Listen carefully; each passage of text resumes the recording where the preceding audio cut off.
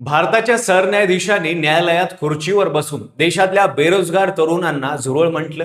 हे ऐकून लाखो तरुण संतापले. या संतापाने जन्म दिला एका अशा चळवळीला जी आज जगातल्या सर्वात मोठ्या राजकीय पक्षाला सोशल मीडियावर मागे टाकून उभी आहे. कॉकरोच जनता पार्टी. एका आठवड्यात 22 मिलियन फॉलोअर्स झाले. त्यांची वेबसाईट बंद पडली, अकाउंट हॅक झाले, पण हे झुरळ मागे हटले नाही. आता 6 जूनला ती झुरळ विदेशातून दिल्लीत उतरणार आहेत. आता हे सरकारसाठी खरोखरच डोकेदुखी ठरणार का?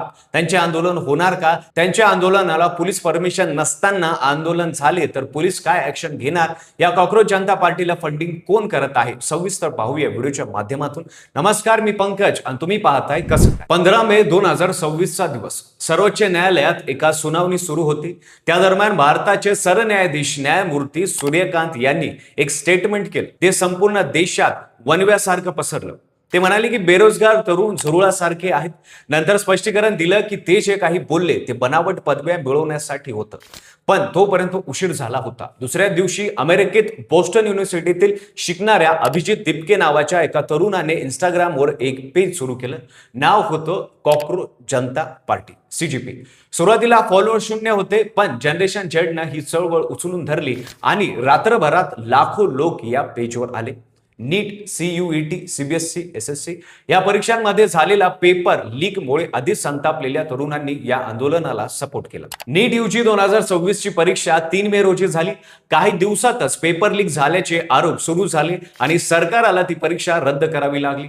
पुन्हा परीक्षा 21 जून रोजी घेण्याची घोषणा झाली. CBSE, CUET आणि SSC GD यासारख्या परीक्षांमध्ये सुद्धा अनियमितता आणि लीकचे आरोप होते. एकूण 1 कोटीपेक्षा जास्त विद्यार्थ्यांचं नुकसान झालं असं CGPच्या संस्थापकाचं म्हणणं आहे. नैराश्यातून काही विद्यार्थ्यांनी आत्महत्या सुद्धा केली. या सगळ्या पार्श्वभूमीवर CGP एक मीम पेज मधून एका जन आंदोलनात रूपांतर होत होतं. सरकारने CGPचे मुख्य वेबसाईट बंद केल्याचा आरोप अभिजित दिपके यांनी केला. त्यांचं वैयक्तिक इंस्टाग्राम अकाउंट आणि CGPचं मुख्य अकाउंट हॅक झाल्याचंही त्यांनी सांगितलं. पण कॉकरोच नेव्हर डाय या घोषणेसह नवीन अकाउंट सुरू झालं. 3 जून 2026 रोजी दिल्लीतल्या कॉन्स्टिट्यूशन क्लब ऑफ इंडिया मध्ये CGPने पहिली अधिकृत पत्रकार परिषद घेतली. 3 नवीन प्रवक्त्यांची घोषणा झाली. अनुभव पत्रकार सौरभ दास यांना मुख्य प्रवक्ते नेमण्यात आलं. दिल्ली टेक्नॉलॉजिकल युनिव्हर्सिटीचे पदवीधर राजकीय संशोधक आणि चित्रपट दिग्दर्शक विजेता दहिया यांनाही प्रवक्ते म्हणून नियुक्त करण्यात आलं.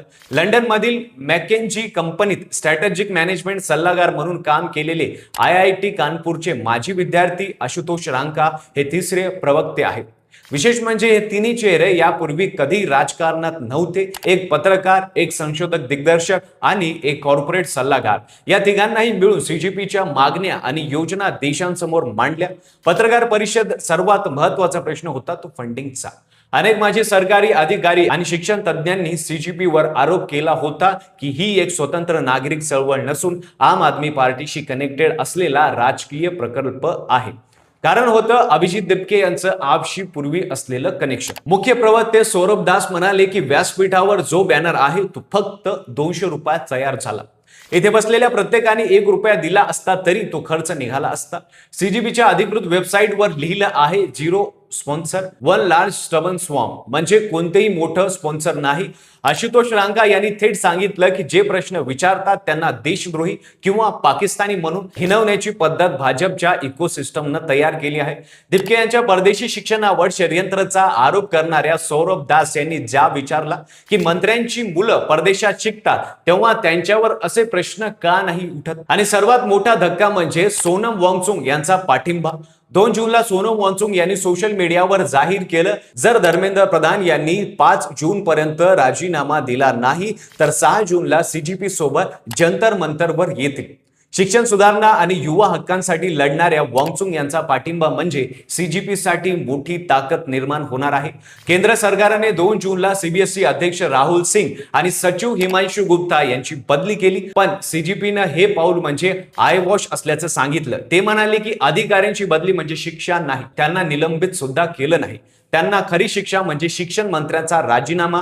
धर्मेंद्र प्रधान यांच्या राजीनाम्याच्या मागणीवर स्वाक्षरी करण्याची संख्या 8 लाखाहून जास्त गेली आहे. काँग्रेससह अनेक विरोधी पक्षांनी या आंदोलनाला पाठिंबा दिला. दिल्ली पोलिसांनी प्रोटोकॉल म्हणून 7 दिवसा अगोदर नोटीस मागितली होती. त्यावर विजेता दहिया यांनी सांगितलं, दिल्ली पोलिसांची मुलं सुद्धा नीट देतात, भाजप कार्यकर्त्यांची मुलं सुद्धा या परीक्षा देतात. हा प्रश्न सगळ्यांचा आहे. अभिजित दिपके भारतात येतात, अटक होण्याची शक्यता असल्याचं त्यांनी स्वतः सांगितलं होतं. त्यावर विजेता दहिया यांनी स्पष्ट केलं की दिपके अटक झाले तरी आंदोलन थांबणार नाही. हे एका माणसाचं आंदोलन नाही, हा एका जनरेशनचा आवाज आहे. तर थोडक्यात सांगायचं तर एका विरोधापासून सुरू झालेली कॉकरोच जनता पार्टी आता रस्त्यावर उतरण्यास तयार आहे.